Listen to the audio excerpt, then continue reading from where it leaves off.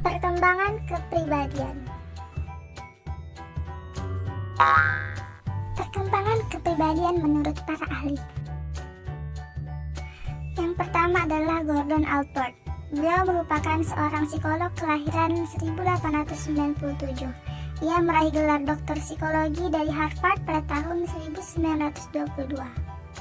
Menurutnya, perkembangan kepribadian adalah sesuatu yang bisa berubah secara teratur, bertumbuh, dan juga berkembang.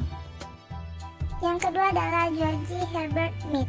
Beliau adalah tokoh filsafat di bidang sosiologi dan psikologis yang berasal dari Amerika Serikat. Menurutnya, perkembangan kepribadian adalah tingkah laku manusia dalam berkembang dan berlangsung seumur hidup dengan berinteraksi ke anggota masyarakat. Yang ketiga adalah Profesor Dr. Kunjaraningrat. Beliau adalah antropolog Indonesia yang lahir pada tahun 1923. Menurutnya, perkembangan kepribadian adalah ciri dari watak yang diperlihatkan seseorang dari lahir sampai lanjut usia. Faktor yang mempengaruhi perkembangan kepribadian. Yang pertama adalah faktor genetik.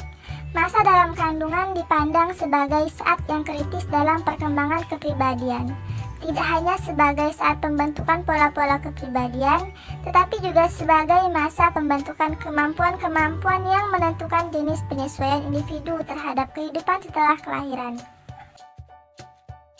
Yang kedua, faktor lingkungan. Seperti pada lingkungan keluarga. Keluarga dipandang sebagai penentu utama pembentukan kepribadian anak. Karena keluarga merupakan kelompok sosial pertama yang menjadi pusat identifikasi anak. Anak banyak menghabiskan waktunya di lingkungan keluarga. Selanjutnya di lingkungan sekolah. Ruang kelas dengan guru yang bersikap ramah terhadap siswa memberikan dampak yang positif bagi perkembangan psikis anak. Seperti mereka merasa nyaman, bahagia, termotivasi untuk belajar, dan mau menaati peraturan. Selanjutnya adalah di lingkungan kebudayaan. Pengaruh kebudayaan terhadap kepribadian dapat dilihat dari perbedaan masyarakat modern yang budayanya maju dengan masyarakat primitif yang budayanya masih sederhana. Perbedaan itu tampak dalam gaya hidupnya seperti dalam cara makan, berpakaian, berinteraksi, dan cara berpikir. Fase perkembangan kepribadian. Fase pertama dimulai saat anak tersebut mulai mengenal dirinya sendiri. Pada fase ini kita bisa membedakan seseorang menjadi dua bagian yang penting, yaitu yang pertama berisi unsur-unsur dasar atas berbagai sikap yang disebut dengan attitudes, yang kurang lebih bersifat permanen. Unsur-unsur itu ialah struktur dasar kepribadian atau basic personality structure. Yang kedua, berisi unsur-unsur yang terdiri atas anggapan-anggapan yang sifatnya mudah berubah di kemudian hari. Fase kedua yaitu remaja. Fase ini merupakan fase yang sangat efektif dalam membentuk dan mengembangkan bakat-bakat yang ada pada diri seorang anak.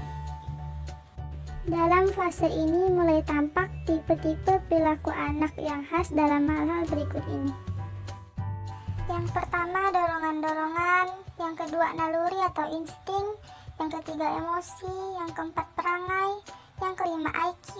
Dan yang keenam, bakat atau talent.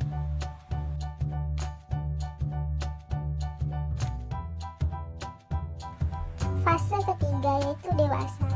Pada fase ini terjadi perkembangan yang relatif tetap, yakni dengan terbentuknya perilaku-perilaku yang khas sebagai kepribadian yang bersifat abstrak. Setelah kepribadian terbentuk secara permanen, maka dapat diklasifikasikan 3 tipe kepribadian sebagai berikut. Yang pertama, kepribadian normatif. Tipe ini ditandai dengan kemampuan menyesuaikan diri yang sangat tinggi dan dapat menampung banyak aspirasi dari orang lain. Yang kedua, kepribadian perbatasan. Kepribadian ini merupakan tipe kepribadian yang relatif labil, di mana ciri khas dari prinsip dan perilakunya seringkali mengalami perubahan, sehingga seolah-olah seseorang itu memiliki lebih dari satu corak kepribadian. Yang terakhir yaitu kepribadian otoriter. Kepribadian dalam tipe ini terbentuk melalui proses sosialisasi individu yang lebih mementingkan kepentingan diri sendiri daripada kepentingan orang lain. Sekian yang dapat saya sampaikan, kurang lebihnya saya mohon maaf. Wassalamualaikum warahmatullahi wabarakatuh.